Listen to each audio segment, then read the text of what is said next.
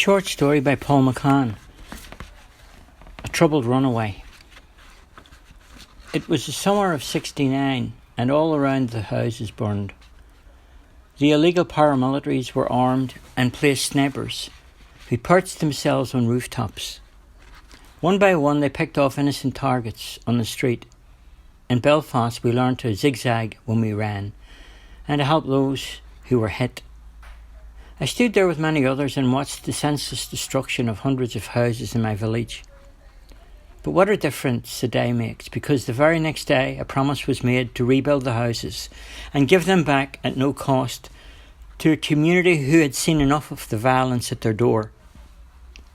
A great sense of pride returned to the district as 3 streets of new homes were rebuilt. It was a genuine love behind every brick that was laid. There was a heartfelt generosity from all sectors of the community. Businessmen donated building products and people offered their skills free of charge. After 6 years, the homes were finished, but not the troubles. After many assassinations in our district, the local people were forced to take matters into their own hands. They formed a group of vigilantes to protect the people of the district. One of these men was Jackie. I got to know Jackie well over the years and respected his efforts over appealing for peace and calm between the British Army, who were seen as the invaders, and the community of Ardoyne in North Belfast. I laughed the day that Jackie jumped up and he sat on top of the armoured car screaming out to the people for peace. Jackie ended up standing on top of the vehicle and echoing his opinions about the injustice of war. Before long he had a crowd gathering round. Most of the audience were women and children who cheered every time Jackie finished talking. The British Army saw no problem with Jackie's antics and slowly drove along the crumbling road with Jackie on the roof of their armoured car. People marched behind the armoured car and it was all harmless fun. It was like watching a movie that suddenly slowed down when it all happened. Out of nowhere, a car pulled up in front of the armoured car and this man got out and fired off arcs of bullets from his submachine gun into the small streets where I lived. Jackie was hit and fell to the ground and people dived for cover as the British Army returned fire.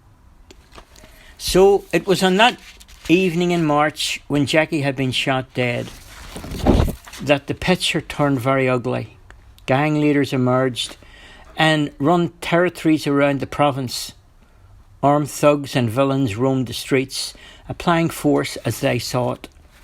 On the other hand, Jackie's death spurred on a new fight for law and order. The civil rights movement had been formed. At last, people spoke of an equality. No one was a minority, and no longer would anyone be manipulated and trodden underfoot. No longer would people turn away in fear. No one really expected the uneasy peace to last, but it did for a moment in time until a new situation erupted. The IRA began their offensive against the British Army. In 1969, as internment was introduced, the IRA went on an all-out fight to the end. For some, it was their last stand. Death or freedom was the cry as the gun battle in our tiny streets never let up.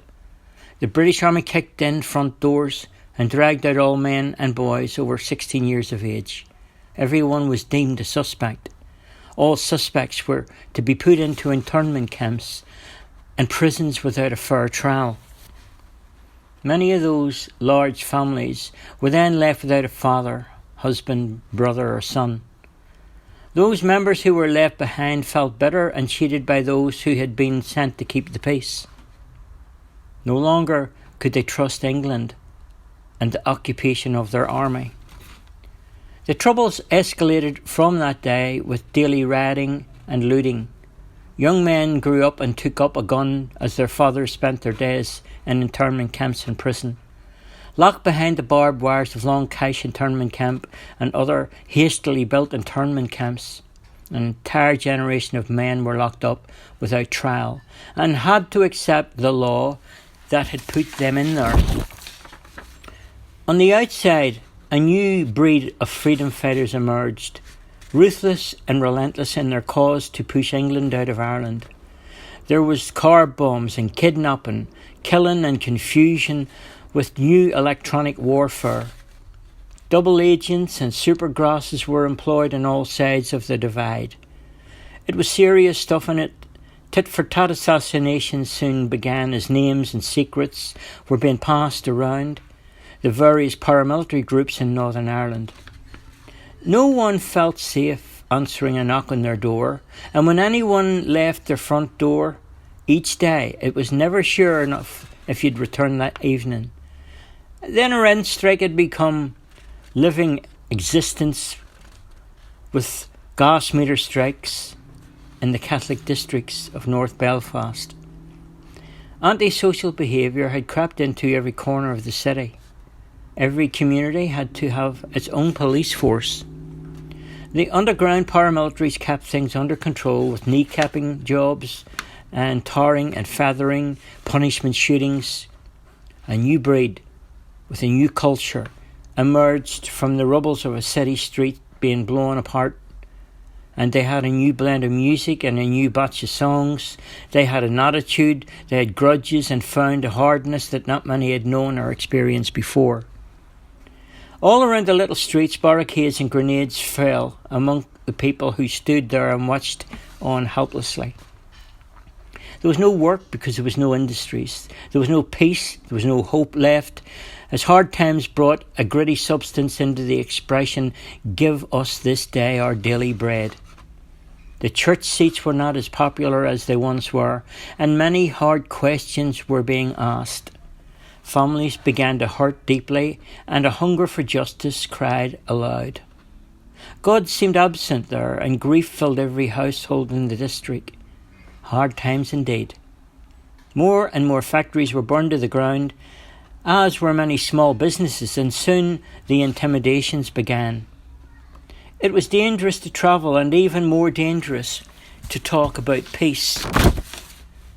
Those who did found claims on their life. Somehow, my family and I found an escape hatch.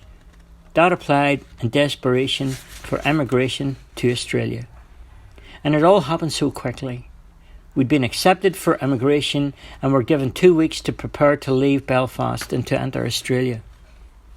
A new life and a new country awaited, but I wasn't sure if I wanted to go. I was devastated. To leave behind everything that meant anything to me in my life. The last week was hectic. Saying farewell to my friends was difficult. Everyone told me how lucky I was to get away out of Northern Ireland. I wish I could have taken them with me though.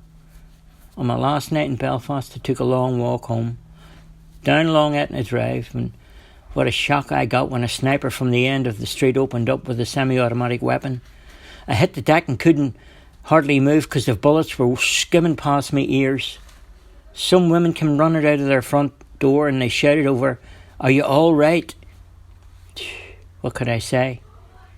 The gunman stopped to reload his weapon, and I made a dash over the nearest garden wall and dived over into the safety behind a thick hedge. As morning came, I got up with only one thought for the day. This is my very last day at home. And it struck like a dagger in my heart. When the taxi pulled up at the house, all of our neighbours stood at their front doors waving goodbye.